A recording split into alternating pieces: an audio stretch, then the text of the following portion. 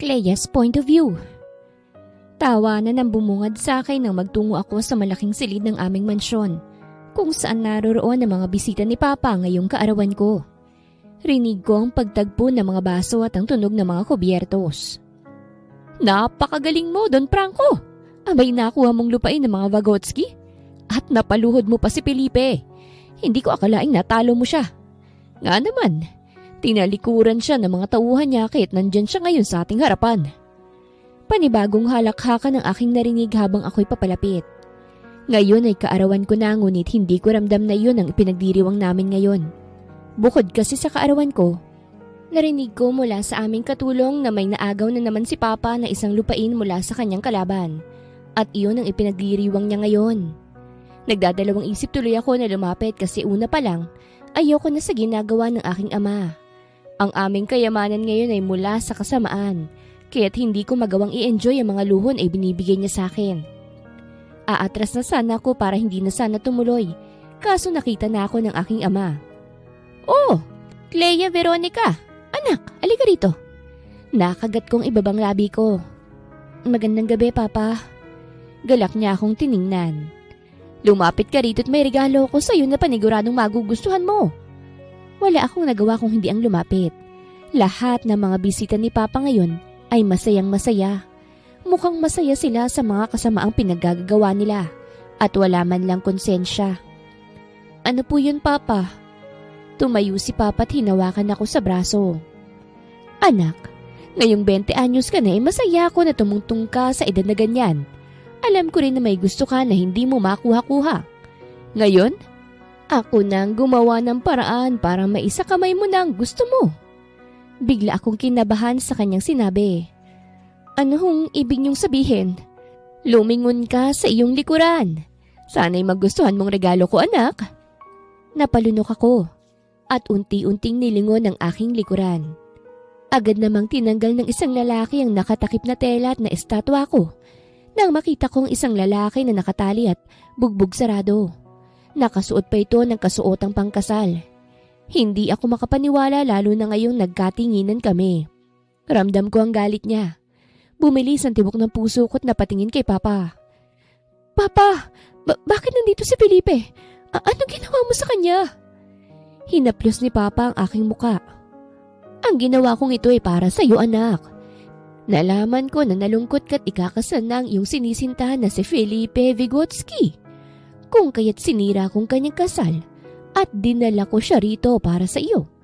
Bukod ron nasa kamay ko na rin ang kanyang lupain. Tinalikuran na rin siya ng kanyang mga tauhan dahil nawala na siya ng kapangyarihan. At humalakhak si Papa at ang mga tao sa paligid na parang mga demonyo. Ito lang yata ang regalo ni Papa na hindi ako masaya. Nasaktan ako sa nakita ko. Hindi ko akalaing makikita ko ang isang Felipe Vygotsky sa aking harapan. Nakaluhod, bugbog sarado, at nakatali. Oo, gusto ko si Felipe, pero hindi sa puntong ito. Nalungkot ako sa kanyang pagpapakasal sa kanyang kasintahan. Ngunit hindi ko naman gusto na agawin siya mula sa kanyang minamahal. Ayoko namang magalit siya sa akin. Papa, bakit naman anak? Hindi mo ba nagustuhan ang aking regalo? Hindi ako nakapagsalita. Kasi kung hindi mo nagustuhan ay papatayin ko na lamang siya. Namilog ang mata ko nang bumunot ng baril si Papa, na agad kong pinigilan. Wag! Nagustuhan ko, Papa. Nagustuhan ko pong regalo mo. Ibinaba ni Papa ang kanyang baril. Mabuti naman. Gawin mo ang gusto mong gawin sa lalaking yan dahil simula ngayon, alipin mo na siya, iha. Kung gusto mo siyang saktan dahil sinaktan niya ang puso mo, gawin mo. Sobrang bigat ng aking pakiramdam nang umalis kami sa lugar. Kasama ko na ngayon ang walang imik na si Felipe na hinihila ng mga tauhan ni Papa. Idiniretso siya sa bahay ko kung saan regalo ni Papa sa akin. Nang kami na lamang dalawa, ay agad ko siyang nilapitan at tinanggal ang mga nakatali sa kanya. Takot na takot akong tumingin sa kanyang mata dahil alam kong galit siya sa akin. Huwag kang mag-alala. Wala naman akong gagawing masama sa iyo eh. Aatras na sana ako nang hawakan niya ng mahigpit ang braso ko. Nakaramdam ako ng takot. Sa tingin mo ba magugustuhan kita ngayong nasa poder mo ko, Veronica? Bakit ko magugustuhan ang anak ng lalaking malupit hindi lang sa akin, kung hindi sa iba pa? Nangunguhan ng lupain at yaman ng iba. Bitawan mo ako, Felipe. Nasasaktan ako. Binitawan niya naman agad ako kaya't lumayo ako. Hindi ko naman gusto ang pinagagagawa ng ama ko. Maniwala ka man o hindi. Pero sa isang kagaya ko na walang boses dito, wala akong magagawa kung hindi ang tumingin at maawa lamang. Oo, gusto kita. Alam mo yun. Pero hindi naman ako yung tipong tao na ipipilit ang sarili. Hindi ko gustong makita kang masasaktan dahil nandito ka. Alam ko na mahal mo ang kasintahan mo. At kung may magagawa man ako, ibabalik kita sa kanya. At ang lupain mo. Iyon ang huli kong sinabi bago siya tinalikuran. Maraming guards ang bahay na ito kaya't hindi na ako nag-abala pang maging alerto kay Felipe. Dahil hindi rin naman siya makakatakas. Sa mga sumusunod na araw, naging problemado ang mga tao sa bahay ko nang napag-alaman nilang hindi kumakain si Felipe. Hindi kasi ako nagpakita sa kanya ng ilang araw dahil ayokong makita ang kanyang galit na mga mata. Pero ngayon, kinakailangan ko siyang puntahan sa kanyang kwarto para lang makita ang kanyang kalagayan. Pagpasok ko sa kanyang silid, nakita ko siyang nakaupo sa kanyang kama. Nagamot na ang kanyang sugat pero ang kanyang kamao, nakakuyom at tumudugo. Anong nangyari sa'yo? Agad-agad akong lumapit. Felipe! Bumaling siya sa akin. Mula sa galit na mukha, nawala ito nang humarap siya sa akin. Totoo ba ito o namamalikmata lamang ako? Bakit dumudugo ang kamao mo? At saka, sabi ng mga kasambahay ko hindi ka raw kumakain. Hindi mo ba gustong pagkain dito? Ano bang gusto mo? Sabihin mo sa akin at ipapaalam ko sa cook namin dito. Sinabi ko yon habang kinukuha ang first aid kit sa silid na ito. Patayin mo na lamang ako, Veronica. Natigilan ako sa kanyang sinabi. Ngayon ko lang napansin na tinawag niya ako sa pangalawa kong pangalan. Clea kasi ang kadalasang tawag sa akin pero sa kanya, iba. Patayin mo na lamang ako. Ulit niya habang nakatingin sa aking mga mata. Bakit ko naman gagawin yun? Ano sa tingin mo kung bakit ako nandito sa poder mo? Hindi ba para pagmalupitan mo? Hindi ko kailangan ng pagkain at magandang pagtrato sa bahay ng kalabang ko. Hindi mo matatakpan ang ginawa ng ama mo sa akin. Kumirot ang puso ko't nang patuloy na lumapit sa kanya. Bakit ayaw mo nang mabuhay? Hahayaan mo na lang bang matalo sa laban na ito? Ayaw mo bang makapiling muli ang kasintahan mo? Ayaw mo bang makuha muli ang lupain mo? Hindi siya nagsalita kaya't nagpatuloy ako. Kagaya ng sabi ko, wala akong gagawing masama sa'yo. Sabi naman ni Papa, gawin ko ang lahat ng kung anong gusto ko sa'yo. Ito ang gusto kong gawin sa'yo, Felipe. At sa totoo lang, bala kitang tulungan. Kumunot ang noon niya sa akin. Anong ibig mo sabihin? Ito na sigurong panahon para tapusin ang aking amang kanyang kasamaan, Felipe. Bilang anak niya, obligasyon kong itama ang lahat. Hindi ko nagustuhan na hanggang tingin lang ako sa pinagagagawa niya. Kaya tutulungan kita. Pero para magawa ko yun, kailangan mong pumayag sa gusto ko. Ano bang gusto mo? Huminga ako ng malalim. Kailangan mong pumayag sa plano ko. Gusto kong pakasalan mo ko, Felipe. Namilog ang kanyang mata.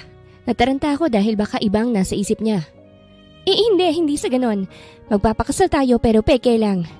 Agad kong dagdag. Gusto ko lang isipin ni Papa na kasal tayo para hindi ka na niya gambalain. At hayaan ka sa akin. Sa papel lang naman.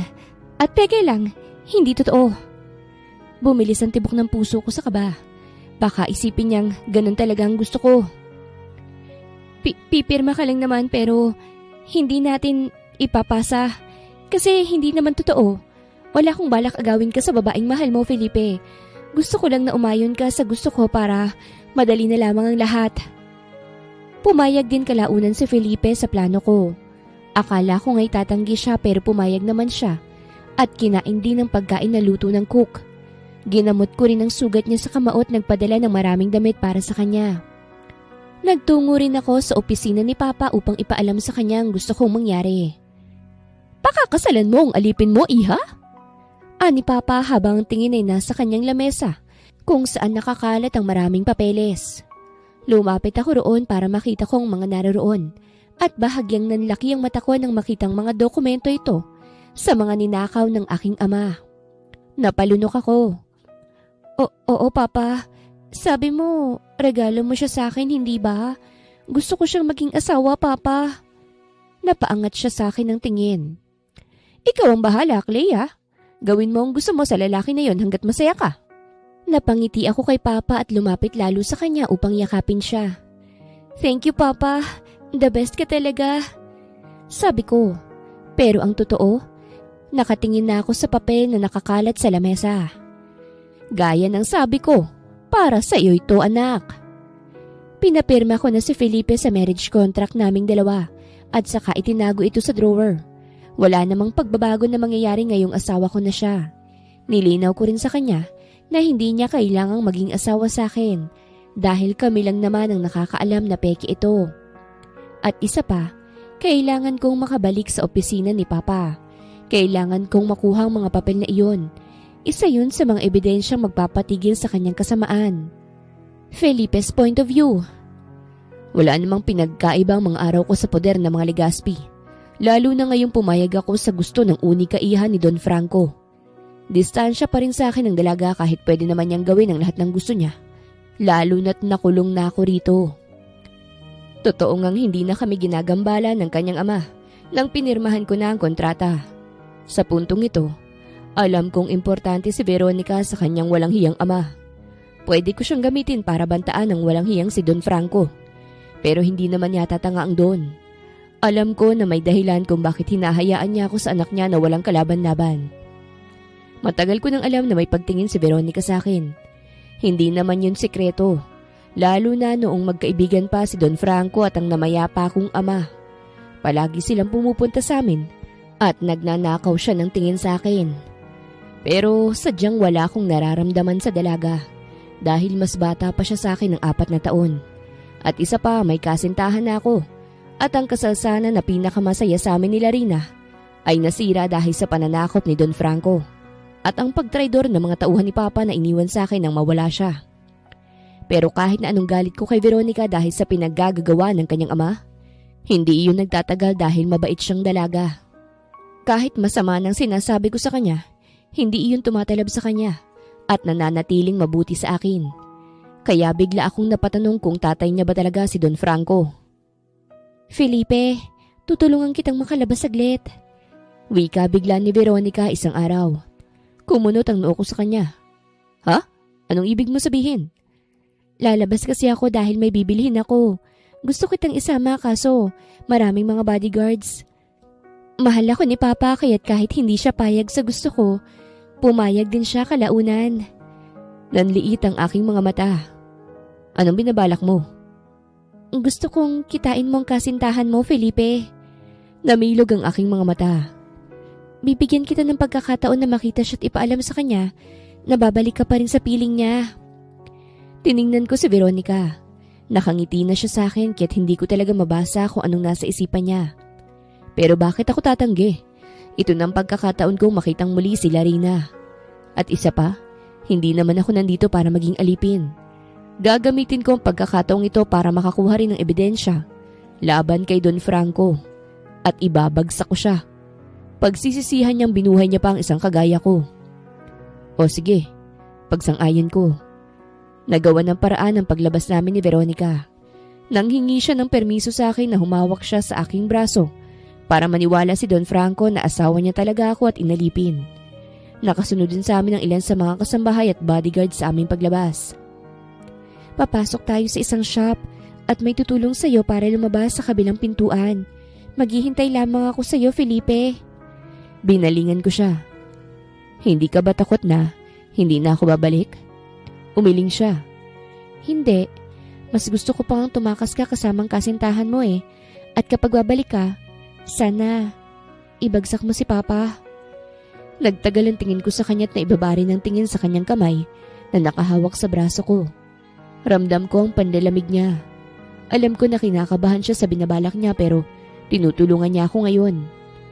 Nang nasa labas na kami ng shop, hinarap ni Veronica ang tauhan ng kanyang ama. Maghintay lang kayo dyan sa labas. Matatagalin kasi kami. Ani Veronica. Pero ma'am, Ayoko ng pero-pero lalo na't kasama kong asawa ko. Gusto kong makipag-date sa kanya kaya sana naman, bigyan niyo kami ng privacy. Nawala ang malambing na boses ni Veronica at napalitan to ng otoridad. Nakita ko tuloy si Don Franco saglit sa katawan ng dalaga. Hindi ko akalaing kaya niya ring gumanon. Natakot ang mga kasambahay at nagbaba ng tingin. Pasensya na po ma'am, dito lang po kami. Mabuti naman kung ganon. Bumaling na lamang sa akin at ngumiti. Pumasok na tayo asawa ko. Pumasok na kami sa loob ng shop. Ngayon ko lang napag-alaman na parlor shop pala ito dahil pagpasok namin, hiyaw agad na mga baklang narinig ko. Clea! Nabitawan ako ni Clea nang niyakap siya ng mga bakla at nang nakita ko, tumaas ang kanilang kilay. Clea, hindi ko alam na kasama mo palang crush mo, ha? Namula ang mukha ng dalaga. Hindi sa ganun, Tonya. Siya yung sinasabi ko na tutulungan mo, di ba? Aba, talaga? Oo, Tonya. Baka naman.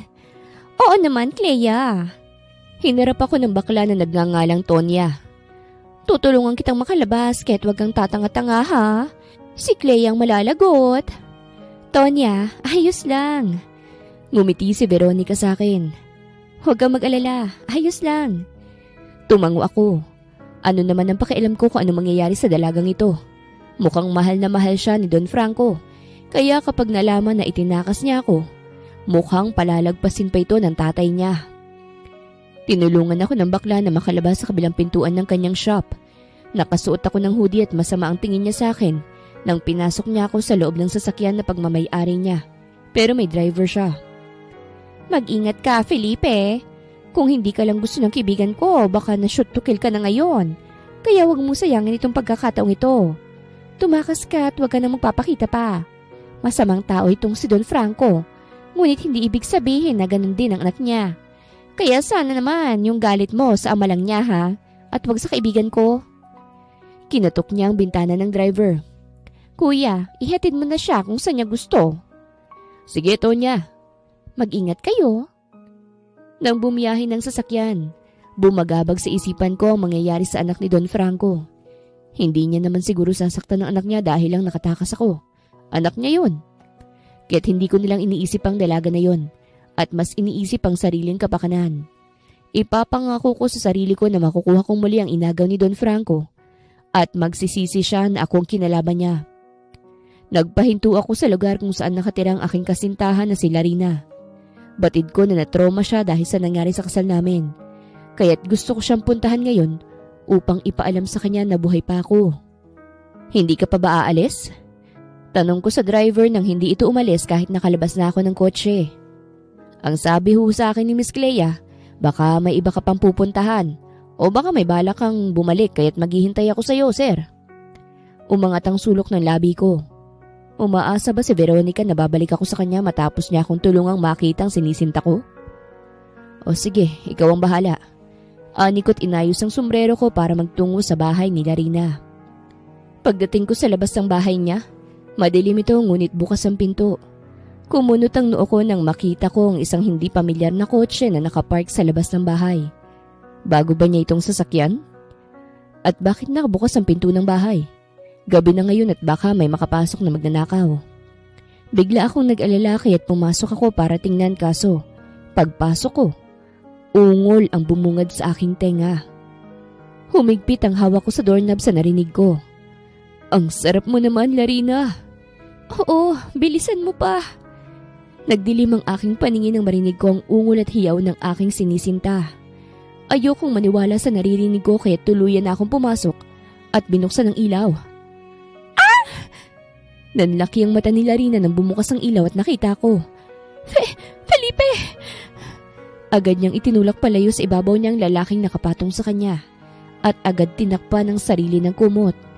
Hindi ako makapaniwala na ang babaeng minamahal ko ng ilang taon ay tinatraidor ako ng ganito at sa sala pa nila ginagawa. Felipe! Umiyak si Larina at lumapit sa akin. Magpapaliwanag ako. Tiningnan ko ang lalaking nakapatong sa kanya kanina na hindi umiimik. Pero kilalang kilala ko ito. Siya ang lalaking malapit kay Larina. At ang sinabi ng mahal ko na huwag mababahala dahil magkaibigan lamang sila. Pero magkaibigan bang ginagawa nila ngayon? Gusto ko siyang suntukin hanggang sa masirang pagmumukha ng walang hiyang yun. Pero marami akong problema ngayon. Nawala sa akin ang kayamanan ko ilang linggo lang matapos maipasa sa akin. Nasira ang kasal ko dahil sa kalupitan ni Don Franco. Tinalikuran ako ng mga tao ni Papa. Tapos si Larina na siyang natirang kayamanan ko. Tinraidor ako ng ganito. Felipe, pakinggan mo muna ako. Tiningnan ko si Larina. Lumuluha siya ngayon dahil nahuli ko siya. At anong dapat kong pakinggan mula sa iyo, Larina? Nangungulila lamang ako sa iyo matapos kang kunin ng mga Legaspi. Si James, siyang nandyan para sa akin nung labis akong nasaktan na hindi natuloy ang kasal natin. Hindi ko na kailangan ng paliwanag mo. Malinaw na sa akin na tinraidor mo ako. Felipe, hindi! Please patawarin mo ako. Nang sinubukan niya akong hawakan, iwinaksi ko ang kamay niya. Wala na tayo, Larina. Hindi ko na ibig makasama ang isang kagaya mo. Malamig kong sabi at saka lumabas na sa kanyang bahay. Narinig ko ang kanyang pag-iyak pero hindi ako nagpatinag. Mas lalo lamang nadagdagan ang galit ko. Hindi ko alam kung anong ginawa ko para maranasan ito. Pagbalik ko sa pwesto kanina, naroon pa rin ang kotse pero ang driver ay nasa labas na. Namumutla habang may kausap sa kanyang telepono. Sige, sasabihin ko. Nang ibinaba ng driver ang tawag, papasok na sana siya sa kotse kaso nakita niya ako. Lumapit siya sa akin. Sir, kailangan mo nang tumakas palayo. Kumunot ang noo ko. Bakit? May nangyari ba? Nalaman na ho ni Don Franco ang pagtakas mo eh. Nagkagulo sa shop at kinaladkad si Miss Clea pabalik. Kailangan mo nang umalis, sir. Para hindi masayang lahat ng ito. Pumasok ka na po sa loob. Nauna nang pumasok ang driver sa kotse at ako naman, kinuyom ang aking kamao. Clea's point of view. Tiniis ko ang masasakit na paghampas ni Papa sa kanyang hawak na latigo sa likod ng aking tuhod. Nakadapa ako ngayon at masakit at mahapdi ang kanyang ginagawa. Yun ay matapos niyang malaman na pinatakas ko si Felipe. Hindi sana akong nasa posisyon na ito ngayon kasi ang sasaktan sana ni Papa ay ang mga bodyguards at ang mga kasambahay na kasama ko. Ngunit inako ko ang lahat kasi wala naman silang alam sa gusto kong gawin. Hindi mo ba alam kung gaano kadelikadong ginagawa mo, Clea? Pinatakas mo ang isang Vygotsky. Hindi mo ba alam kung anong kayang gawin na binatang yun? Banta siya sa akin, Clea. Kaya ko siya iniligay sa lugar na ito. Pero anong ginawa mo? Tinraidor mo ko. At napasigaw ako nang napalakas ang kanyang paghampas sa kanyang latigo. Bumuhos na ang luha sa aking mga mata at humigpit ang kapit ko sa bedsheet. Hindi ko akalain na sasaktan ako ni Papa ng ganito. Kaya niya palang saktan ako kahit sarili niyang anak. Mas importante pang kasamaan niya kesa sa akin. Wala siyang kinikilalang kadugo. Matapos akong hampasin ni Papa, lumapit siya sa akin at hinawakan ang mukha ko ng mahigpit. Inipit niyang magkabilang pisngi ko gamit lamang isa niyang kamay. Importante ka sa akin, anak. Ikaw na lamang ang pamilya na meron ako matapos tayong iwan ng traidor mong ina. Pero sa ginagawa mo, mas ipinapakita mo sa akin ngayon na katulad ka rin niya. Napakasama mo, Papa. Binitawan niya ang mukha ko at bumuntong hininga. Lahat ng ito ay para sa iyo, anak. Kaya't huwag kang makialam. Tigasan mong puso mo at hayaan mo ako sa gusto ko. Kung ayaw mong matulad sa ina mo, huwag kang makialam. Celia, Auring, dalhin niyo si Clea sa kulungan. Gusto kong matuto siya sa kanyang ginawa. Dinala nila ako sa kulungan sa underground. Ito'y kadalasang kulungan ng mga kasambahay na nagkakasala at pinapatiis sa gutom para matuto. Hindi ko akalain na mararanasan ko na ito. Hindi na rin ako makalakad dahil sa sobrang hapdi ng likod ng tuhod ko. Nagdurugo kasi ito at kahit anong lagay nila ng gamot, hindi pa rin nila maiwala ang sakit na nararamdaman ko ngayon. Napayuko na lamang ako at niyakap ang tuhod ko sa malamig at madilim na kulungan na ito. Sana hindi na bumalik si Felipe rito. Sa takot pala ni Papa kay Felipe, dahil kaya pala siya nitong pabagsakin. Sana gawin niya yun. Pagod na ako sa kasamaan ni Papa. Ayoko nang makita at maranasan pa. Hindi ko na malayang nakatulog pala ako. Sa pagising ko, wala na sa tuhod ang baba ko at nakita ko na lamang ang sarili kong nakasandal sa isang balikat. Unti-unti akong umalis at nag-angat ng tingin. Sinong nasa kulungan kasama ko? Nang tingnan ko ito ng maayos, umawang ang labi ko nang makitang si Felipe ito. Nadakip ba siya? Hindi siya nakatakas? Tiningnan ko ang kanyang katawan kung may sugat ba siya o binugbog ba siya ng tauhan ni Papa. Pero wala akong nakitang galos o sugat sa kanyang katawan. Bakit siya nandito? Naalimpungatan si Felipe dahil sa paggalaw ko. Nataranta ako at umatras kaso nakita niya na ako. Veronica. Bakit ka nandito? Nahuli ka ba ni Papa? Imbis na sagutin niya ako, nagbaba ang tingin niya sa tuhod ko. Niyakap ko ito ng mahigpit. Bumalik ako. Sagot niya. Bakit ka bumalik? Hindi mo ba alam kung anong kayang gawin ni Papa? Hindi ko pwedeng baliwalain ang buhay ng taong may malasakit sa akin. Pagputol niya sa akin. And besides, wala na rin naman akong babalikan. Nalungkot akong bigla. Bakit? Ayaw na ba ni Larina sa'yo dahil matagal kang nakabalik sa piling niya? Pwede kitang tulungan. Kapag maayos na ako, pwede ko siyang kausapin para sa'yo. Hindi na yun mangyayari pa, Veronica. Ayoko na rin makitang traidor na yun. Nagtagal ang tingin ko kay Felipe at mukhang may nangyaring ang hindi maganda sa pagitan ng kanyang mahal. Ngunit hindi na ako nagtanong dahil wala naman ako sa posisyon para makisali. Ang hindi ko lang matanggap ay bumalik pa siya rito. Baka hindi na siya makalalabas pa dahil bantay sarado na kami ng mga tauhan ni Papa. Ilang araw lang kaming kinulong ni Papa sa underground bago kami pinalabas. At dahil masyado pa akong mahina, kinakailangan akong kargahin ni Felipe patungo sa sala kung saan naroroon ang aking Papa. Hindi ko lubos akalain bumalik ka pa rito, Felipe. Ani Papa matapos akong napaupo ni Felipe sa upuan ko. Hindi ko rin akalain na kaya mong saktan ng sarili mong anak, Don Franco. Masyado ka na yatang nabulag sa kayamanan ng iba. Natawa si Papa. Masyado kasing matulungin ang anak ko Pinapaalala ko lang sa kanya kung anong kaya kong gawin.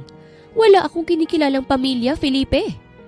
Noong pinagtaksilan ako ng kanyang ina, pinatay ko gamit ang sarili kong baril para hindi na sila magsama ng lalaking pinili niya. Naikuyom ko ang kamao ko. Anong dahilan kung bakit tayo magkaharap ngayon, Don Franco? Yun ay gusto ko ng negosasyon, Felipe. Ibibigay ko ang ilang ektarya na nakuha ko mula sa iyo kapalit ng pagiging asawa mo sa anak ko. Yun na lamang kasi ang paraan para mapatawad niya ako sa ginawa kong pananakit sa kanya. At hindi na uulit pa. Napasinghap ako. Ilang ektarya lang? Bakit hindi na lang niya ibalik ang lahat? Hindi naman sa kanya yun O sige. Nagulat ako sa pagpayag ni Felipe. Tatanggapin ko ang alok mo, Don Franco. Ngumisi si Papa. Mabuti naman kung ganun. Hanggat maaari ayoko ng gulo, Felipe. Ayokong gumawa na naman ng katangahan ang anak ko. Baka sa susunod hindi ko na siya mapatawad. Hindi ko alam kung anong nasa isip ni Felipe ngayon matapos makausap si Papa. Hindi naman siya nagsalita. Kahit masama ang Papa ko, hindi niya ako pinagmalupitan at kinarga patungo sa kwarto ko. Gusto kong tingnan ang sugat mo. Wika niya. At nang iangat niya sana ang mahaba kong palda, agad ko siyang tinigilan. Bakit? Nagtataka niyang tanong. Ayos lang ako. Nagamot naman Gusto kong makita ang sugat, Veronica. Napalunok ako bago siya pinayagan. Sige. Inangat niya ang palda ko para makita ang kabuuan ng sugat gawa ng paghampas ni Papa sa likod ng tuhod ko. At nang makita niya ito, natigilan siya. Ayos na yan, Felipe. Agad kong tinakpan ang tuhod ko ng palda ko. Maghihilom din yan. Ang mahalaga hindi kasi sinaktan ni Papa nang maibalik ka rito. Sa ngayon, hindi na muna kita matutulungan. Hindi ko natuloy ang sasabihin ko dahil hinawakan niya ang kamay ko. Tutulungan kitang makalabas sa bahay na ito. Makaalis mula sa kamay ni Don Franco. Nagulat ako sa kanyang sinabi. Ha? Kung sakaling maibalik ko ang lahat sa akin, ililigtas kita mula sa pamilya mo. Bumilis ang tibok ng puso ko sa sinabi niya at naibaba ang tingin sa kanyang kamay. Hindi mo naman ako kailangang iligtas. Hindi naman ako nasa mapanganib rito. Nadismaya siya sa sinabi ko. Pero tutulungan kita, Felipe. Sa abot ng makakaya ko. Maibabalik sa iyo ang lahat at pananagutan ni Papa ang kanyang mga kasalanan. Hindi na rin nagpumiglas tumira rito si Felipe at nagkasundo na rin kami. Magandang araw mga viewers! Ang kwentong ito ay hatid ng Love Series TV. Salamat sa pakikinig! Yun siguro ang kanyang paraan para hindi na magsuspetsya si Papa sa kanya. Habang nagpapagaling ako, si Felipe naman ay nakikipagkaibigan sa mga kasambahay at tumutulong pa sa pagluluto. Nasisiyahan ang mga kasambahay ko sa kanya dahil sa pagiging palakaibigan niya. Ang ibang kasambahay ko, nagdududa pa rin, pero hinayaan ko na lamang sila. Basta ang mahalaga, payapa ang buhay ko sa ngayon. Naglapag ng pagkain si Felipe sa lamesa. Nakasunod sa kanyang mga kasambahay na nasisiyahan sa niluto ng binata. Ma'am, kainin mo ang niluto ni Sir. Sigurado akong magugustuhan mo. Ani Celia na malaki ang ngiti. Oo nga, ma'am. Hindi ko nga akalaing marunong palang magluto itong si Sir. Manghihingi pa nga kami ng recipe sa kanya. Marami pala siyang alam. Talaga? Tiningnan ko si Felipe. Ikaw ang nagluto? Tumango siya at naghila ng upuan. Oo, kumain na tayo. Gusto kong malaman ang feedback mo sa luto ko. Masarap magluto si Felipe. Iyon ang opinyon ko matapos matikman ang kanyang niluto. Kaya pati ang cook ko, nakikitake note na sa isinishare ni Felipe. Aba, maraming salamat Sir Felipe ah. Makakatulong ito. Mula nang magluto ka rito ginanahan na si Ma'am kumain. Namula ang mukha ko sa sinabi ng cook namin. Hindi naman kasi ako kadalasan kumakain. At ngayong luto nga ni Felipe, busog na ako palagi. Tingin ko nga, tataba ako. Mabuti naman. Binalingan ako ni Felipe. Payat pa naman ang amo nyo. Butit na kaya niyang hampas na yun. Nakagat kong ibabang labi ko saka nag-iwas ng tingin. Masaya ako sa piling ni Felipe ngayon. Kahit alam ko na pagpapanggap lamang lahat ng ito. Kontento na ako. Sa bahay na ito, naranasan ko nang hindi malungkot at hindi mag-isa dahil kasama ko na si Felipe. Kahit hindi niya ako mahal, ayos lang sa akin. Masaya na akong masilayan at makasama siya kahit sa sandaling panahon lamang na ito. Ngunit alam ko rin naman na ang kasiyahan na ito ay matatapos din. Isang araw, pupunta sana ako sa opisina ni Papa upang makausap siya. Kaso hindi ko natuloy dahil sa narinig ko mula sa loob. Alam kong marami pang tinatago yang si Felipe mula sa kanyang namayapang ama. Kukunin ko muna lahat bago ko siya patayin nang wala ng Vygotsky. Kailan mo gagawin yon, Don Franco? Asawa na siya ng anak mo, hindi ba? Masasaktan man ang anak ko pero maiintindihan niya ako. Pinagbigyan ko lamang siya dahil gusto niyang binatang yon pero hindi sila nararapat na mag-isa. Kaya't pagkatapos ng buwan na ito, wala na si Felipe Vygotsky sa mundong ito. Napasingap ako sa narinig at napaatras. Kumuyam ang kamao ko at natatakot para kay Felipe. Kaya naman sa araw din na yon, uminom ako ng mag-isa sa Teresa. Umiyak na parang baliw. Hindi ko na alam ang gagawin ko sa ama ko. Masyado na siyang masama. Para na siyang nasasaniban ng isang demonyo. Kinuha na nga niyang lahat mula kay Felipe. Balak niya pang kunin ang buhay nito. Hindi ko hahayaan na mangyari yun. Ani ko tinungga ang buong baso ng alak habang lumuluha. Kaso hindi ko natapos ang pag-inom ko dahil may umagaw sa bote. Nang tingnan ko kung sino, si Felipe ito. Nakakunot ang noo. Nagtataka kung bakit ako naglalasing. Akin na yan! Kailangan ko yan! Pilit kong abutin ang bote ng alak pero iniiwas niya. May problema ka ba? Umiling ako. Wala akong problema. Pero yung luha ko tumutulo at nakakahiya dahil nasa harapan ko ang lalaking iniiyakan ko ngayon. Wala kang problema pero lumuluha ka. Hindi rin maganda na umiinom ka ng alak. Gusto kong makalimutan ng lahat. Ani ko, at nanlalabo ang aking mga mata dahil sa luha. Mahal kita, Felipe! Nilipad ang buhok ko nang sabihin ko yon, kasabay ng paghangin na nagparindig ng aking balahibo. Tahimik ang naging responde ni Felipe. Hindi siya nagsalita. Alam ko naman yun eh. Alam ko na wala siyang pagtingin sa akin. Imposibleng mamahalin niya ako lalo na't anak ako ng taong dahilan ng paghihirap niya ngayon. Napayuko ako at pinalis ang sarili kong luha. Kalimutan mo na lang yun. Lasing ako. Hindi ako tumingin sa kanya saka pinalis ang sariling luha. Sa gabi na yon, wala akong narinig mula kay Felipe. Pero hindi naman niya ako iniwan sa terrace. Kahit masakit, kailangan kong tanggapin na hindi talaga pwede. Sa mga sumunod na araw, hindi ko hinayaan na maging awkward kami ni Felipe. Nagpanggap ako na parang hindi ko yun naaalala. At isa pa, may gagawin din ako ngayon kaya't medyo hindi ko siya nabigyan ng oras na mag-usap kami. Aalis kasi si Papa ngayon, kaya't kinakailangan kong makapasok sa opisina niya. Manang, pwedeng ako na lang maglinis sa opisina ni Papa? Tanong ko sa isang kasambahay. Marunong naman ako maglinis at saka may naiwan kasi ako ron. Pwede namang kitang samahan sa hinahanap mo, Iha. Inagaw ko ang mga gamit niya sa pagwawalis at nginitian siya. Huwag na po, ako na pong bahala. Teka, Iha. Sige po, Manang, lilinisin ko pong mabuti. Pumasok ako sa loob ng opisina ni Papa sa kanila kito. Tumingala ako sa CCTV at saka huminga ng malalim. Kailangan kong gumawa ng paraan para mapatay ang CCTV na yon. May dala akong tirador at pasimpleng nagtago para sirain ang CCTV. Dalawa lang naman ang CCTV ngayon. Bahala na akong malaman ni Papa.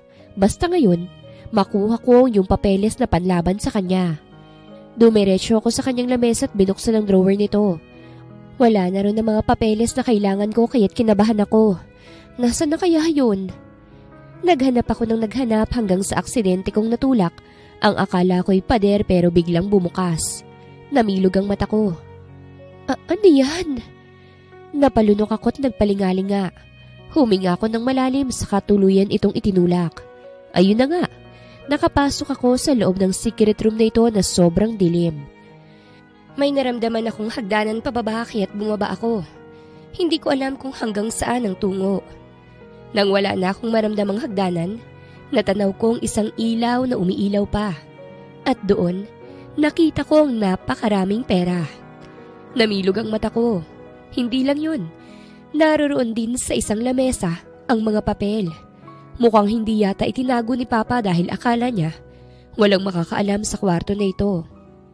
Agad kong tiningnan ang mga papeles. Mga dokumento ito ng mga taong ninakawan ni Papa ng lupain. May mga titulo at iba pang mga importanteng dokumento na pag-aari ng iba't ibang tao. Binuksan ko rin ang laptop at nasa lamesa lang din ang password, kaya't nabuksan ko ito. Naghanap ako ng USB at isa-isa itong binuksan. Halos masuka ako sa nakita ko. May mga litrato ng mga taong tinorture ni Papa, mga ebidensya ng mga ninakaw niya, at ang mga taong pinagmalupitan niya. Sumikip ang dibdib ko. Hindi ko maiwasang mahiya. Sobrang nayakap na talaga ni Papa. Ang kasamaan, hindi man lang siya nakonsensya na marami siyang buhay na nasira. Agad kong kinuha ang mga papeles at USB at inilagay sa ilalim ng aking damit. Makapal kasing damit ko kaya't pwedeng maitago ang mga papeles sa ilalim. Kinuhanan ko rin ng picture ang mga perang napakarami. Nang lumabas ako, nagkunwari ako na walang nakita at saka nilinisan ang opisina. Babalik si Papa pagkatapos ng 2 araw, kaya't may 2 araw pa ako para magawa ang tama. Hindi ko na masyadong naasikaso si Felipe dahil nakipagkita ako kay Tonya. May bantay pa rin namang nakapaligid sa akin, pero binigyan pa rin naman ako ng privacy. Diyos ko dahi, ano to? Yang mga papeles at USB, ebidensya yan laban kay Papa. Please, isuplong mo sa mga pulis, Tonya. Namilog ang mata ni Tonya. Pero Clea, sisiguraduhin ko na walang mangyayaring masama sa'yo. At saka, ito rin. Binigay ko sa kanya ang isang envelope na naglalaman ng mga papeles tungkol sa lupa. Kung sakaling may mangyari sa akin, ibigay mo yan sa mga taong nagmamay-ari niyan, ha? Mas lalong natakot si Tonya. Clea naman ano ba yan? Pagod na ako. Pagod na ako magbulag-bulagan sa mga kasamaan ni Papa, Tonya. Gusto kong matigil nito kaya sana tulungan mo naman ako. Niyakap ako ni Tonya at napapikit dahil sa totoo lang, kailangan ko talaga ng yakap ngayon. Felipe's point of view. Hindi na kami masyadong nag-uusap ni Veronica magmula nang sinabi niya sa akin ang katagang yun. Hindi ko alam kung naaalala niya ba yon dahil uminom siya ng alak, kaya't hindi niya ako pinapansin. O baka may ginagawa siya. Si Veronica? Tanong ko. Binibisita ho ang kanyang kaibigang si Tony ah. Napatango ako't hindi na nagsalita. Pumasok na lamang ako sa kanyang kwarto para sana tumambay nang mapansin kong hindi nakasaradong drawer. Kumunot ang noo ko at nilapitan to. Ang una kong nakita ay ang tirador o slingshot na mukhang bago pa lamang ginamit. Sa loob ng drawer, nakita kong envelope. Kinuha ko ito sa kanilabas ang laman. Umangat ang kilay ko. Marriage contract to na may pirma naming dalawa. Mukhang tinutuon niya nga ang kanyang sinabi. Napeke lamang ang aming kasal dahil hindi naman niya ito pinasa. Sir! Agad kong naibalik sa loob ng envelope ang marriage contract at nilingon ng kasambahay. Bakit ho? Nakabalik na ho si ma'am. Tumango ako sa kahumarap. Itinago sa likod ang envelope. O sige ho, bababa na ako. Sinarado kong drawer sa lumabas ng kwarto ni Veronica. Dinala kong envelope hanggang sa sala at nakita ko siya na parang pagod na pagod. Okay ka lang ba? Agad na bungad ko. Tumango siya ngunit hindi tumingin sa akin. Oo, ayos lang ako. Lumapit na ako sa kanya at diniretso siya. Iniiwasan mo ba ako? Napatingin na rin siya sa akin. Ha? Anong sinasabi mo? Hindi kita iniiwasan. Napatikhim ang mga nakarinig na kasambahay at umalis para bigyan kami ng privacy. Nanliit ang mga mata ko. Nagsasabi ka ba ng totoo? Oo naman. Ngumiti siya sa akin pero hindi yun abot hanggang tenga. Hindi kita iniiwasan. May mga inaasikaso lang ako. Kung hindi ka busy, gusto ko sabay tayong kumain ngayon. Pag-imbita ko at kapag tumanggi siya, ibig sabihin lang nun iniiwasan niya ako talaga. O sige, sabay tayong kumain. May pumasok na lalaki na tauhan nila. Lumapit kay Veronica. Ma'am, dumating na po yung in-order niyong gas. Saan po ilalagay? Kita ko ang taranta sa mukha ni Veronica at agad hinarap ang lalaki. Sa likod na lang po. Sige po ma'am. Pag-alis ng lalaki, tinanong ko siya. Anong gagawin mo sa gas? Para lang sa kitchen. Hinawakan niya ang braso ko. Tara, kain na tayo. Naging sobrang daldal bigla si Veronica nang nasa hapagkainan na kami. Marami siyang kwento ngunit hindi ko magawang pakinggan to ng maayos dahil nakamasid lamang ako sa kanya. Ramdam ko na parang may tinatago siya. Mula nang maglasing siya, alam kong may problema siya. Hindi ko lang mawari kung ano yun kaya't gusto kong malaman. Kaya nang gumabi, hinintay ko talaga na matulog ang lahat para sundan ang paglabas ni Veronica sa kwarto niya. Lumabas siya sa bahay at may kausap na lalaki. Inutusan niya itong buhusan ng gas ang buong bahay ng kanyang ama na malapit lang din naman sa bahay ng dalaga. Hindi ko siya nakilala bigla. Sa isang iglap, nawalang magandang imahe ni Veronica sa aking isipan. Ma'am, hindi po ba malalaman to ni Don Franco? Uuwi pa naman siya ngayon. Huwag kayong mag-alala, akong bahala. Pumasok din si Veronica sa loob ng bahay ni Don Franco at mukhang walang pumigil sa kanya. Hindi ko siya magawang sundan dahil may mga sasakyan na dumating. Mukhang dumating na si Don Franco. Bumalik na lang muna ako sa bahay at bukas na lamang tatanungin si Veronica. Ngunit kinabukasan, hindi ko yun nagawang itanong sa kanya dahil wala siya sa kwarto niya. At hindi lang yun. Maraming mga tauhan ni Don Franco ang walang permisang pumasok sa nakalak kong kwarto. Kunin niyo siya! Lumapit ang dalawang lalaki sa akin at hinawakan ako sa magkabilang braso. Hindi na ako nagpumiglas dahil gusto kong malaman kung anong gagawin nila sa akin. Nakita ko si Don Franco sa labas ng bahay. Felipe! Sa wakas ay nakita rin kita ulit! Ani Don Franco at tumawa pa. Na-enjoy mo ba ang buhay kasamang anak ko? Hindi ko siya sinagot. Well, iho, hindi ka man lang ba nagpaalam sa anak ko? Huling araw mo na ngayon. Dahil napagtanto ko na, kung pananatilihin kitang buhay hindi mawawalang pangamba ko. Kumuyamang kamao ko. Gusto ko sanang makita ng anak ko kung paano kitang papatayin sa harap niya kaso, wag na lang. Ayoko rin kasing makita siyang umiiyak. Magmamakaawa na naman sa buhay ng isang kagaya mo. Hindi ka ba naaawa sa anak mo, Don Franco? Siyang naiipit sa mga pinagagagawa mo. Ano bang nakukuha mo sa mga pang-aagaw na hindi naman sa'yo? Kapangyarihan, sagot agad ni Don Franco. Kapag nakuha ko ang mga lupa't kayamanan ng mga respetado sa lungsod na ito, yayaman ako. Walang magagawa ang mga tao kung hindi ang matakot at lumuhod sa akin. Hindi mo madadala sa langit yan, Don Franco. Kinasa niya agad ang baril. Hindi rin naman sa langit ang punta ko, Felipe. Pagkatapos niyang sabihin yon, nakaamoy kami ng usok. Agad akong napatingin sa bahay ni Don Franco na nasusunog. Namilog ang mata ko. Veronica! Don Franco, nasusunog ang bahay mo! Kita ko ang takot sa mukha ni Don Franco nang makita ang kanyang bahay na nasusunog. Agad siyang tumakbo patungo ron at nagutos pa na magtawag ng bumbero. Binitawan din ako ng mga tauhan niya kahit nakawala ako. Una kong hinanap si Veronica. Paniguradong nasa bahay siya ng papa niya dahil hindi siya umuwi sa bahay niya. Anak ng... Sino may kagagawa nito? Ang mga pera ko, ang mga papeles, ang mga pinaghirapan ko. Kumuha kayo ng maraming tubig. Huwag ka nang mag-abala, Papa. Nakita ko si Veronica sa teresa ng bahay ni Don Franco. May dala itong mga papeles. Anak, bakit ka nandyan? Ikaw bang may kagagawa nito? Ako nga po. Clea Veronica! Galit na sigaw ni Don Franco. Pagod na ako sa lahat, Papa. Sa lahat ng kasamaan mo. Pagod na ako.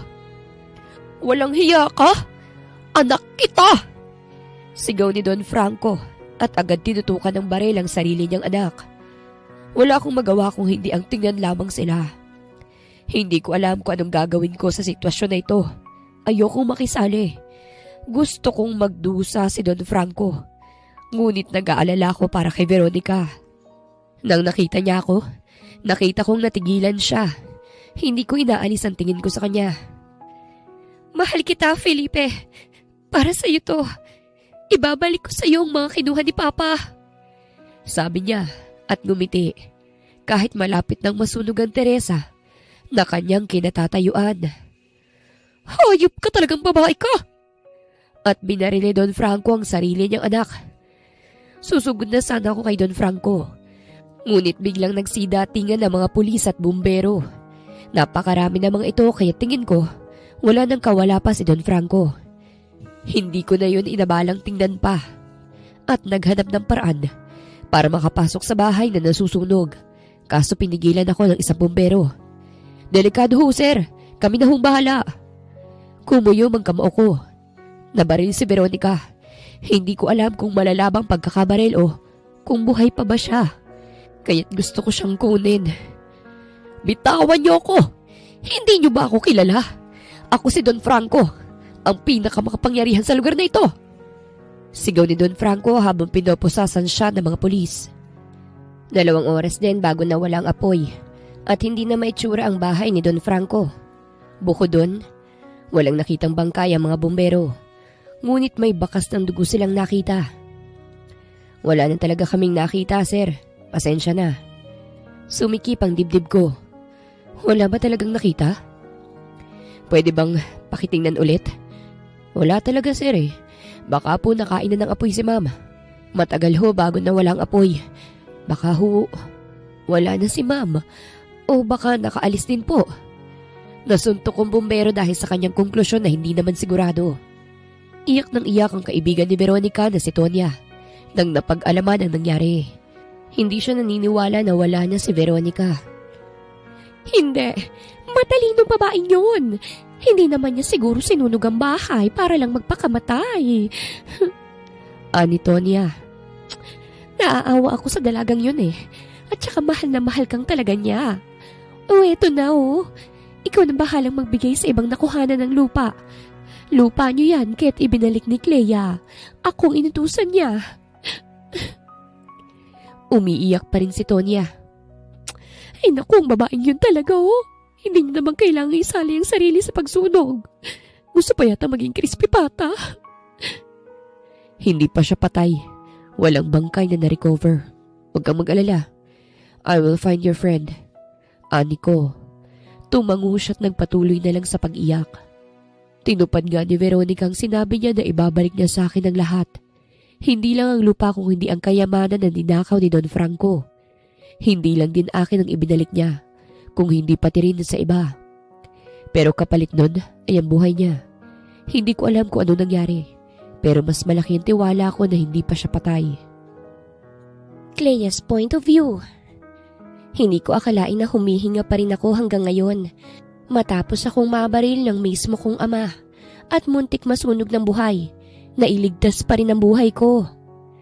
Nasa harapan ko ngayon si Manang Cecilia, ang nagligtas sa aking buhay. Nagawa nilang kunin ang balang nakabaon sa aking balikat, kaya't sobrang hina ko ngayon. Bukod ron, may eye patch din ang aking kaliwang mata. Hindi dahil nawalan ako ng paningin kung hindi nasunog ang balat ko malapit sa mata, kaya't ang pangit tingnan.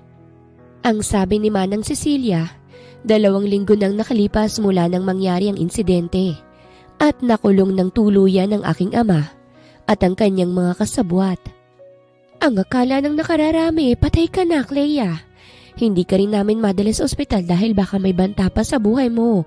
Sa dami ba naman ng galit sa papa mo, baka madamay ka pa, iha.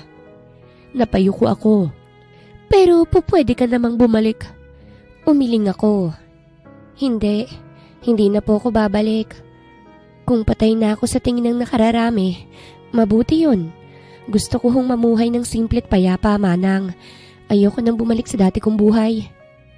Bigat ang aking kalooban dahil nawalay ako kay Felipe. Pero hindi naman niya ako mahal. At mukhang masaya na rin siya ngayon dahil naibalik na sa kanya ang lahat. Sinunog kong mansyon para wala nang makuha si Papa sa mga pinaghirapan niyang nakawin. Bahala na kung kamuhian niya ako. Tinulungan ako ni Manang Cecilia na magsimula muli. Inuwi niya ako sa probinsya at doon nagpagaling.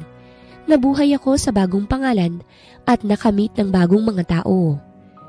Mahirap man sa akin noong una dahil sa sitwasyon ko, pero nang nasanay na ako, unti-unti ko nang natanggap ang buhay na meron ako. At sana, ganito na lamang palagi kasi kontento na ako. Ganun na nga ang naging buhay ko sa loob ng 5 taon.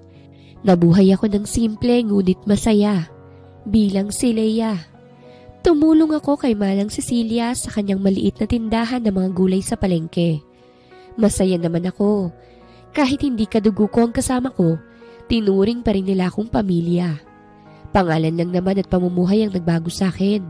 Pero bukod ron, pareho pa rin. Si Clea Veronica pa rin ako. Kahit ang puso ko, hindi pa rin nagbago. Kahit wala na akong balita kay Felipe ng ilang taon, siya pa rin ang laman nitong puso ko. Leia, pabili naman oh. Tiningnan ko ang bagong dating sa aming tindahan dito sa palengke. Nakita ko si Rusco. Malaki ang ngiti sa labi. Anong bibilhin mo? Tanong ko sa kanya. Pwede bang ikaw? Bago pa man ako makasagot, nasa gilid na niya si Manang Cecilia at binatukan siya. Aray! Nilingon niya si Manang Cecilia. Hi Manang. Pinagtitripan mo na naman ba ang dalaga? Tumikim si Rusco. Ay hindi po, nagbibiro lang naman po ako eh. Nag-peace sign siya sa akin. Bibili ako ng talong, Leia, at saka repolyo. Araw-araw ka na yatang bumibili ah. Vegetarian ka ba? Tanong ko sa kanya habang kinukuha ang gusto niyang bilhin at ikinilo ito. Magiging vegetarian talaga kapag magandang tindera. Bulong niya pero rinig na rinig ko naman. Natawa na lamang ako sa kaibinigay na ang gusto niya. Isa si Rusco dito sa probinsya na ito ang nagkaroon ng interes sa akin. Ngunit palagi ko rin siyang tinatanggihan na siya namang nirerespeto niya.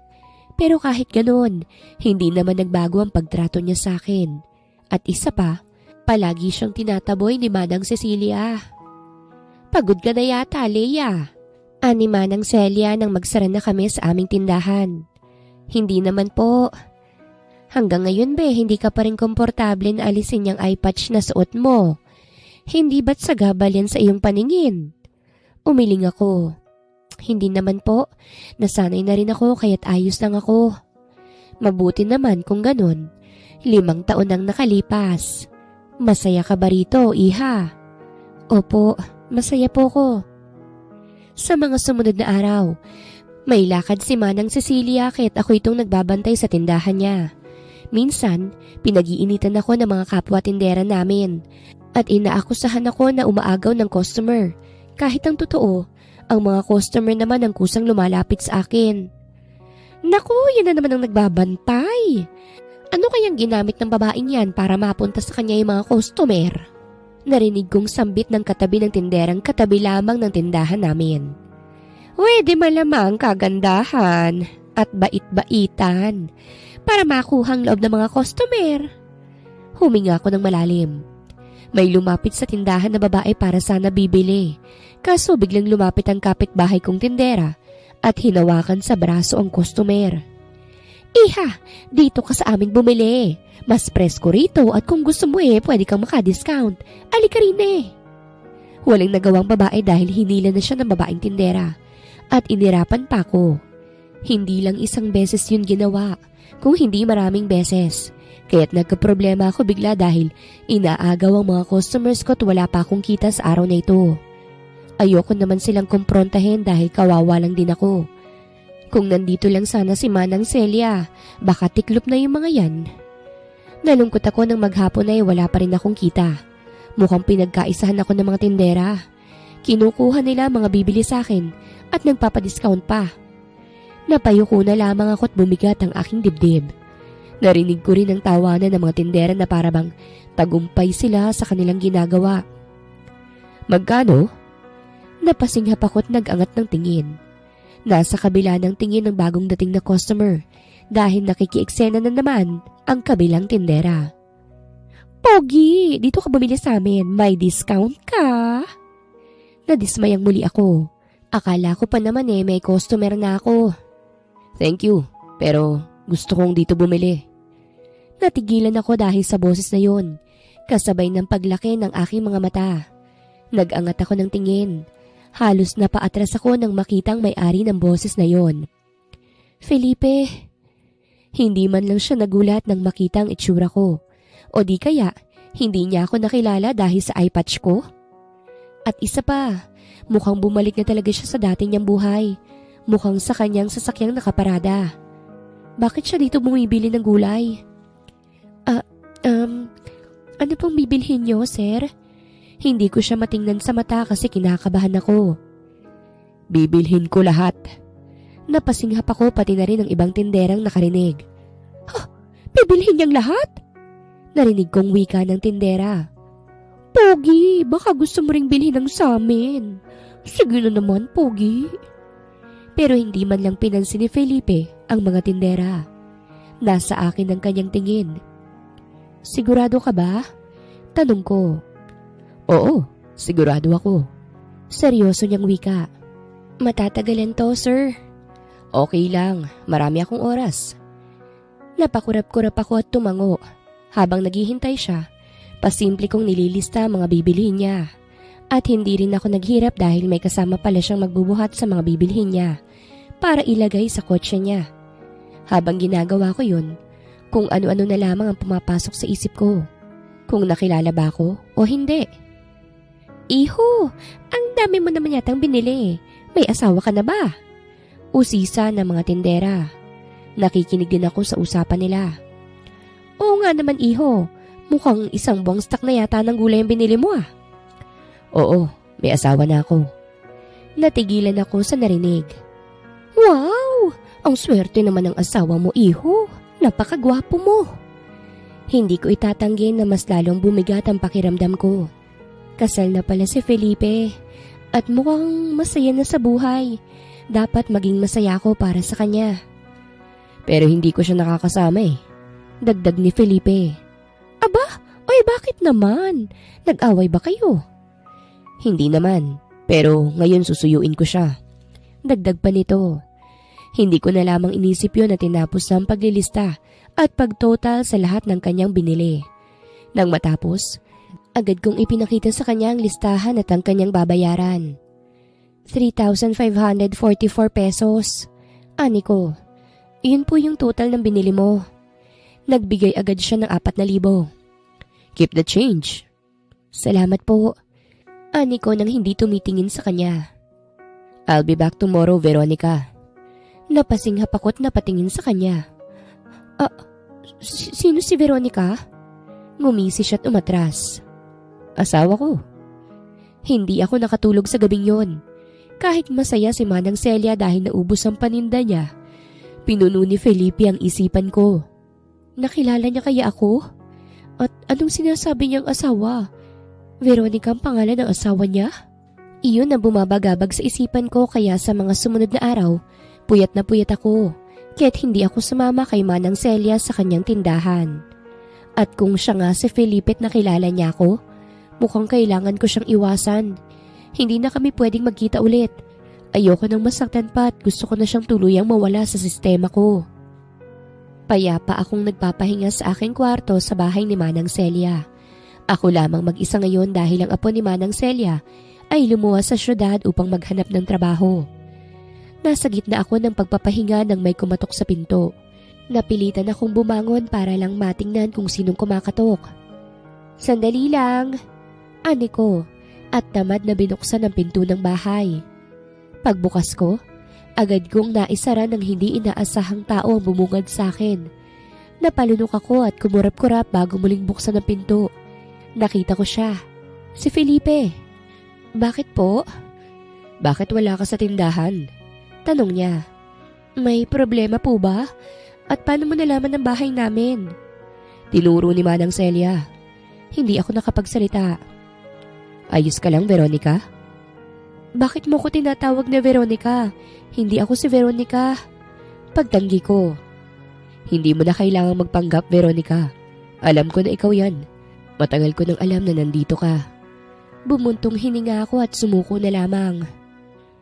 Ano bang kailangan mo, Felipe? Naibalik ko na sa iyong lupain mo at ang mga kayamanan mo. May hindi pa ba ako na ibibigay? Meron. Napaisip ako. Ano yun? Ikaw. Hindi ka pa bumabalik sa akin. Seryoso niyang sambit. Napatunga nga ako. Anong sabi mo? 5 taon akong naghintay sa iyo, Veronica. Yung mga kasambahay na iniwan mo, nilipat ko sa akin. Hanggang ngayon naghihintay pa rin sila sa iyong pagbabalik. Bakit ako babalik doon, Felipe? Wala na akong yaman upang pasweldohan sila. Nakakulong na ang papa ko at maayos ng buhay ko rito. Wala na akong dahilan para bumalik pa. Kailangan mong bumalik dahil asawa kita. Napasinghap ako. Ha? Kaya ako nandito para sunduin ka pabalik. Natawa ako sa sinabi niya. Sabog ka ba, Felipe? Hindi mo ba naaalala ang sinabi ko noon? Peke lang ang kasal-kasalan natin. Akala ko ba malinaw yun sa'yo? At saka, bakit mo naman iisipin ngayon na ako ang asawa mo? Wala ka namang nararamdaman para sa akin. Nang nawala ka, nasa kamay ko ang marriage contract. Ipinasa ko yun. Ginawa kong legal kaya totoong kasal na tayo, Veronica. Ha? Hindi ako makapag-compose ng maayos na mga salita dahil sa nalaman. Totoong kasal na kami? Paano nangyari yun? Naalala kong tinago ko ang papel na yun. Kinuha pala niya? Bakit? Tanging nasambit ko na lamang. Di ba ayaw mo sa akin? Hinawakan niya ang kamay ko. Saan mo naman narinig yan? Napalunok ako. Umamin ako sa iyo noon na mahal kita pero wala ka namang sagot. Yun ay dahil lasing ka at nawalan ako ng oportunidad na sabihin sa iyo dahil umiiwas ka naman sa akin. Bukod ron, nahihiya rin ako. Nang mawala ka, natakot ako na baka makahanap ka ng iba. Kaya ipinasa ko yun para kapag lalapitan kitang muli, wala ka nang kawala sa akin. Hindi ka na makakatanggi pa sa akin. Wala na talagang salitang lumabas sa aking bibig. Hindi ako nandito para gambalain ang buhay na itinayo mo ngayon. Hindi ko intensyon na manggulo. Pero sadyang hindi lang ako makatiis, Veronica. Miss na kita. Gusto kong malaman mo ang sagot ko sa sinabi mo noon. At sana, katulad pa rin noon ang nararamdaman mo para sa akin. Masasabi ko na ang rupok ng puso ko para tanggapin agad si Felipe. Kahit ilang taon kaming nawalay, hindi pa rin naman nagbabago ang pagtingin ko sa kanya. Nanatili siya sa bahay at nang makauwi si Manang Celia, ipinakilala ko siya ng maayos. Doon inamin ni Manang Celia na matagal na niyang napansin si Felipe dito sa probinsya. Kaya niya hinaharangan si Rusco sa panliligaw sa akin. Nagmamasid lang daw si Felipe. At nang nahuli niya, nakiusap na wag sasabihin sa akin. Nagpakita lang daw siya dahil hindi niya matiis ang pambubuli ng mga tindera sa akin. Aba, mga inggitera talaga yung mga yun, iho. Naku, kaya hindi umaasenso sa buhay. Inggit ang inuuna. Umirap si Manang Celia. Sige lang, may oras din yung mga yan sa akin. Dito na natili si Felipe ng ilang linggo upang makasama ko. Wala namang reklamo si Manang Celia dahil masarap ang ulam palagi ngayong nandito na si Felipe.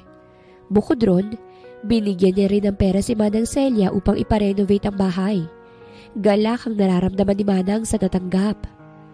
Nabigyan ako muli ng oportunidad na makasama at makilala ng husto si Felipe. Sa probinsya, iginala ko siya at pinakilala sa mga naging kaibigan ko. Masaya kong muli kong nasilayan si Felipe ng malapitan. Napakatagal ng 5 taon kaya't sobrang pangungulila ako sa kanya. Gusto mo bang magpa-doktor? Tanong ni Felipe nang nasa Maylawa kami rito sa probinsya. Baka hindi ka komportable sa nakatakip sa kaliwa mong mata. Hinawakan ko ito. Nasanay na rin naman ako. Nakaupo kami sa may patay na kahoy habang nakaharap sa payapang lawa. Wala kaming ibang naririnig kundi huni ng ibon. Hinawakan ni Felipe ang eye patch ko saka ito tinanggal. Nakagat ko ang ibabang labi ko nang nakita niya ang kabuuan ng itsura ko. Hinaplos niya ito. Ang pangit ko na, no? Ani ko at natawa. Umiling siya. No, hindi ka pangit. Sobrang ganda mo pa rin. Naku, binobola mo lang ako eh. Ani ko saka tumingin sa lawa. Tingnan mo yung lawa, Felipe, oh. Ang ganda at ang payapa. Iyan ang tunay na maganda. Presko pa yung hangin. Oo nga, sobrang ganda. Mabutit na appreciate mo. Natigilan ako dahil nang binaligan ko siya. Hindi naman siya nakatingin sa lawa, kung hindi sa akin. Sobrang ganda, Veronica. Hinawakan niya ang baba ko at umusog siya palapit sa akin. Mahal kita, Veronica. At bago pa ako makapag-react, dumampi na ang kanyang labi sa aking labi. Isang buwang nanatili si Felipe sa probinsya na ito bago niya ako nakumbinse na sumama sa kanya. Napamahal na sa akin ang lugar na ito dahil ito ang humubog sa pagkatao ko ngayon. Pero ibig ko ring makasama si Felipe muli. Ayokong sayangin ang oportunidad na ibinigay ng Diyos sa akin kaya't sasama ako sa asawa ko. Nagpasalamat ako ng husto kay Manang Celia at sa pamilya niya dahil sa pagligtas at pagkupkup sa akin. Kung hindi dahil sa kanila, hindi ko alam kung buhay pa ba ako ngayon. Si Felipe, binigyan niya ng trabaho ang apo ni Manang Celia dahil umuwi itong bigo galing syudad. Naiyak to sa nalaman. May kumpanya kasi si Felipe na 3 taon na mula nang maipatayo at successful business ito. Hanggang ngayon, para pa rin akong nananaginip. Parang noon lang pangarap ko si Felipe. At ang mahawakan lang ang kamay niya ng ganito kalapit ay para na akong hihimatayin. Pero ngayon, hindi lang hawak ang nagagawa namin. Dumampi na rin ang labi niya sa akin. Bumalik kami sa lugar kung saan ako isinilang. At nakita kong nakatayo pa rin ang bahay ko na bigay ni Papa. Ngunit ang bahay ni Papa, wala na. Yun ay dahil sinunog ko yun dati. Ma'am! Nanlaki ang mata ko nang makita ko na palabas sa bahay ko ang mga kasambahay at mga tauhan ko na naiwan ko 5 taon nang nakalipas. Bakit nandito pa rin silang lahat? Nang nawala ka, sobrang lungkot ng mga kasambahay mo. Bukod ron, wala rin silang trabaho. Kaya akong nagpapasweldo sa kanila kahit wala ang amo nila. Inalagaan pa rin nilang bahay mo. Natouch ako sa ginawa ni Felipe. Kahit hindi naman niya obligasyon, pinanatili niyang malinis ang bahay na iniwan ko at binigyan ng pagkakataong makapagtrabaho pa rin ang aking mga tauhan kahit ilang taon nang nakalipas. Salamat, anikot na paluhana. Hindi ko akalaing marami kang nagawa habang wala ako. Sobrang na-appreciate ko yun, Felipe. Nagkita rin kaming muli ni Tonya. Sobrang iyak ng bakla nang makita ko na halos mahimatay na siya. Natawa na lamang ako sa reaksyon niya nang magkamalay siyang muli at halos ipitin ako sa yakap niya. Lahat ay halos nakamove on na sa nangyari 5 years ago. Ibinalita rin ni Tonya na naibalik na sa mga may-ari ang mga ninakaw ni Papa. At nasa maayos na buhay na ang mga tao. Anya wala raw galit ang mga ito sa akin. Kasi anak lang naman ako. Hindi ko kasalanan ang kasalanan ng papa ko. Gusto kong makita muli si Papa Felipe. Wika ko sa kanya isang araw. Naghahanda kami para sa mga bisita niya rito sa bahay nang sabihin ko yon. Sigurado ka ba? Tumango ako. Gusto kong makita ang lagay niya. Bumuntong hininga siya. O sige, papayag ako ngunit sasamahan kita ha. Napangiti ako saka masayang sumang-ayon. Matapos naming maghanda para sa party bukas, nagtungo muna kami sa presinto upang bisitahin ang aking ama. Sa totoo lang, naroroon pa rin ang takot sa puso ko. Paniguradong galit siya sa akin. Sobrang galit na kaya niya akong barilin. Legaspi, may bisita ka. Ani ng jail guard. Nakita ko si Papang nakayuko lamang. Namamayat na siya at may mga tattoo na sa katawan. Kumirot ang puso ko sa nakita. Ako ang dahilan kung bakit siya nandyan. Sino na naman yan? Nang mag-angat siya ng tingin, napatayo agad siya at lumapit sa may rehas. Kita kong higpit ang pagkakahawak niya sa bakal at ramdam ko ang panggigigil niya. Sumikip ang puso ko dahil doon. Nandito palang anak kong traidor. Bungad niya't halatang may halong galit. Ngayon ka pa nagpakita ha? Buhay ka pa pala. Papa, wag mo akong tawagin yan. Wala akong anak na traidor. At kasama mo pa talaga yung Felipe na yan ha? Hinawakan ako ni Felipe sa balikat. Nakulong ka na nga, ganyan ka pa rin. Don Franco, magpasalamat ka at binisita ka ng anak mo. Ha? Hindi ko kailangan ng bisita niyan. Yung bata na yan, katulad yan ng ina niya. Traidor! Taksil! Pagtataksil ang ka rin yan, Felipe. Niyugyug niya ang reha sa galit. Humanda ka sa akin, Clea. Kapag ako nakalabas rito, sinira mong buhay ko. Inilagay na ako ni Felipe sa kanyang likod dahil nagwawala na si Papa. Kahit nasa kulungan na siya, hindi pa rin siya nagbabago. Ikaw ang sumira sa sarili mong buhay, Don Franco. At huwag kang mag-alala. Hindi mo na makikita ang anak mo at gagawan ng masama dahil sisiguraduhin kong mabubulok ka sa kulungan. Nadismaya ako na ganun ang kinahinatnan ng pagbisita ko sa aking ama. Akala ko pa naman dahil 5 taon nang nakalipas, ay magagawa niya akong patawarin sa nagawa ko. Pero hindi pala. Pero ganito naman talaga ang buhay. Hindi lahat masusolusyonan ng ganon. Sana nga lang magising si Papa sa katotohanan at tanggapin ang mga pagkakamali niya. Mabutit nandito si Felipe sa tabi ko. Hindi niya ako hinayaang malungkot dahil sa pagpunta namin. Nang dumating ng araw ng party sa bahay, maraming dumating. Kadalasan ay mga kakilala ni Felipe sa business world. Pinakilala niya ako bilang asawa niya sa mga ito at nakahalubilo ko ang mga asawa nila. Alam mo ba, maraming may gusto dyan sa asawa mo nung wala ka pa rito.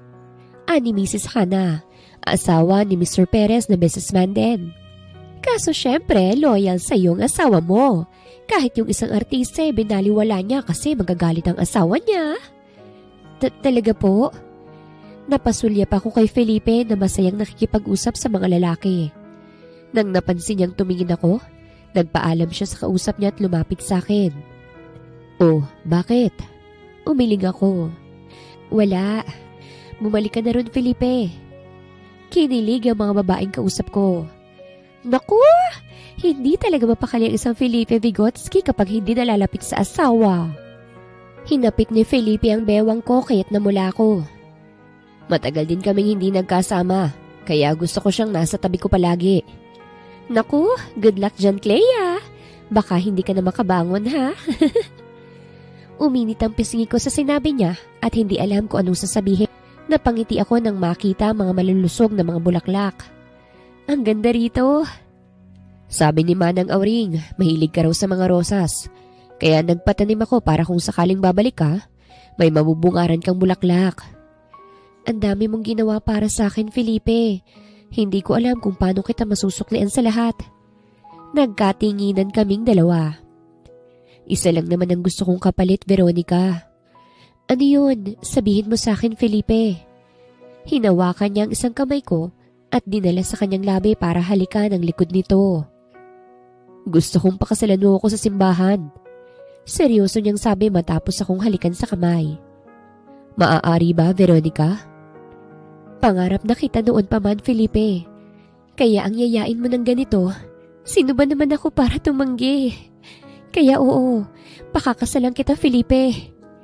Inilabas agad ni Felipe ang singsing na hindi ko namalayang hawak niya na pala at isinuot sa aking daliri. Matapos nun ay niyakap niya ako ng mahigpit. Narinig ko ang palakpakan sa paligid kaya't napakalas ako sa kanya ng yakap at napatingin sa paligid. Nanlaki ang mata ko nang makita ko na ang mga kasambahay at tauhan namin. Si Tonya at pati na rin si Manang Celia na pumapalakpak. May violin pa na agad tumugtog kaya't nagtaka ko. Magsaya tayo, Veronica, ani Felipe. Nagpuyat yang mga yan para lang masunod ang gusto ko.